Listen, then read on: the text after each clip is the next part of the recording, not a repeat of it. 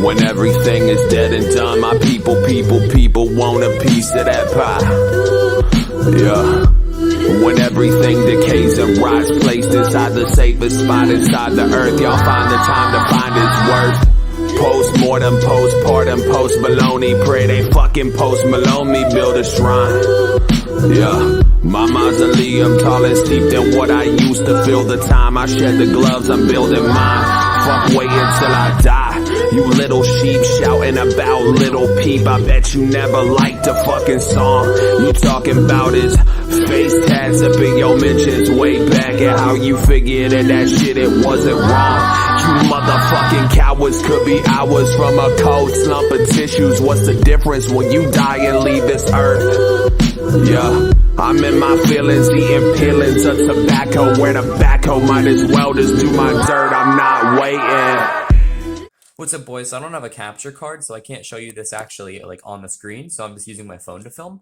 So the first thing we're going to need to see is our video quality, because it's very important. So we're going to be going down to sound and screen. It should be in the settings, and then we're going to go to video output settings and make sure that's on 1080p, because anything else lower is going to display that, so make sure it's on that. Anything else you can mess with, that's up to you, that's personal preference. And you can also mess with the audio and audio output settings.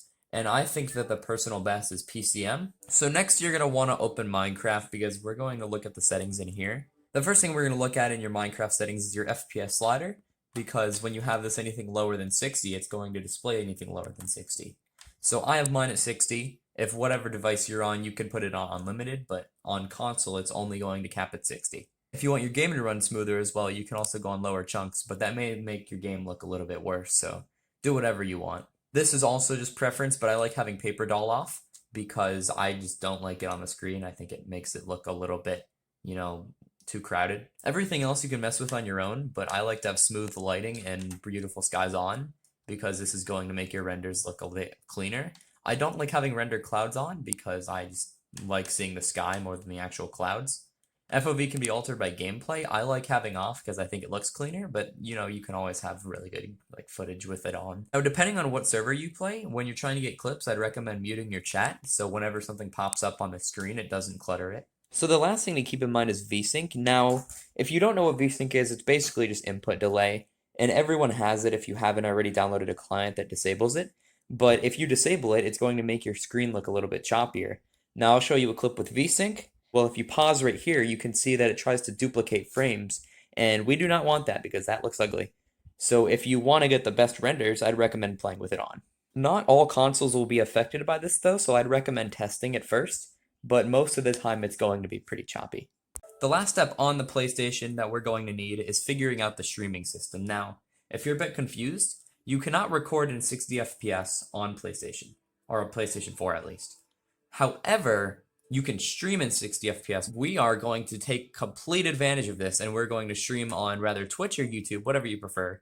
I would say Twitch because you're going to get less traction if you want people to not see your clips. However, if you also want to gain subscribers in the process, then I'd recommend streaming it. So you're going to set up your Twitch. You're going to have to link it if you haven't already done that.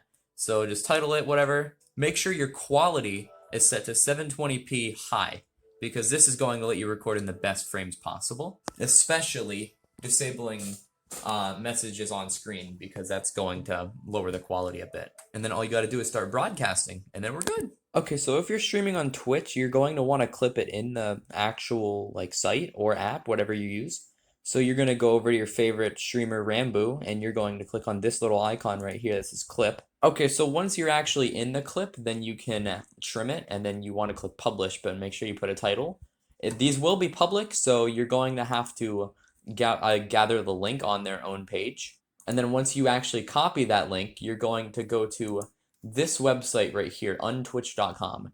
And then you're just going to paste the link in there, and then it'll show you all the download options. If you're using YouTube for this, then you're going to want to go to your stream, copy the stream, and then go to this website right here. So once it loads, you should be able to trim this at the bottom. Yep, here it is. So you're going to go to your point, and then you're going to drag these over to the point that you want to do it. And then once that's selected, you can scroll down, and then these are your download options. So once you get the clip, you're going to want to chuck it in whatever video editing software you're using. Once again, I don't recommend Share Factory because it's terrible.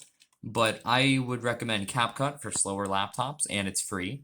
And if you're on mobile, I would also recommend CapCut, but you can use whatever you want. So what I like to do is I like to create a new adjustment layer up here. And then once you select that adjustment layer, on the side, you can see all your options. And this is what I used in mine. So I have my saturation, I traded my brightness, and all this. You can copy it if you want. But do whatever you want, whatever renders look best for you. You can also put in some filters and effects. All at the top, CapCut's really nice. It's really simple to use. But make sure in the export that it's under 1080p, 60 FPS, and it is an MOV file or an MP4 file. Those are the only options. Someone told me to start using MOV, but it's really up to you. I don't really know the difference. So yeah, render it there. And then once you're finished, you can chuck that into your blur program. And on the computer, I'd recommend using TEKNOS Blur. And this is a really smooth one. When you download TEKNOS Blur, the link is in the description, by the way, it's going to give you some options. And when you actually like chuck your video, you have to drag it into the actual thing. So I'd drag this one over it, and then yeah, you would let go there.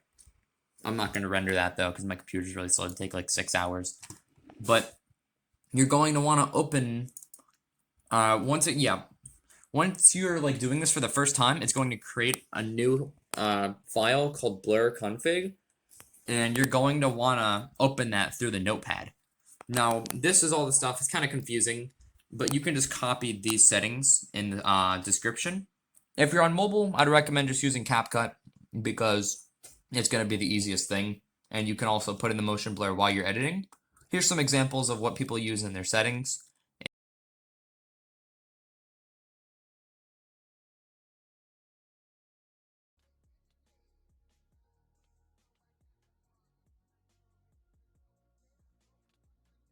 One more thing I like to do, I'm not actually sure if this is effective or not, but I like to add a very small bit of blur, and I also like to sharpen my clip a little bit. I think it makes the footage look a little bit smoother. This might just be my opinion, but I think it also makes it look a little bit more 1080p. So if you want to do that, be free to. The sweet, sweet trash.